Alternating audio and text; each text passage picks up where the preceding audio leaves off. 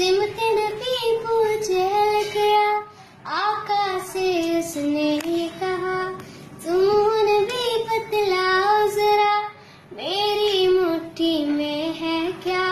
सिमत नबी को चल गया, आका से उसने कहा तुम नबी बतलाओ जरा, मेरी मुट्ठी में है क्या। आका का फरमान हुआ और फजले रहमान हुआ, मुट्ठी से पत्थर बोला ला इलाहा इल्लल्लाह, हस्बी रब्बी जल्लल्लाह, माफी कल्बी गैरुल्लाह, नूर मोहम्मद सल्लल्लाह ला इलाहा इल्लल्लाह। अपनी पैर से बोले उमर, ये तो बता क्या करती थी, मेरे आने से पहले क्या चुपके पढ़ती थी।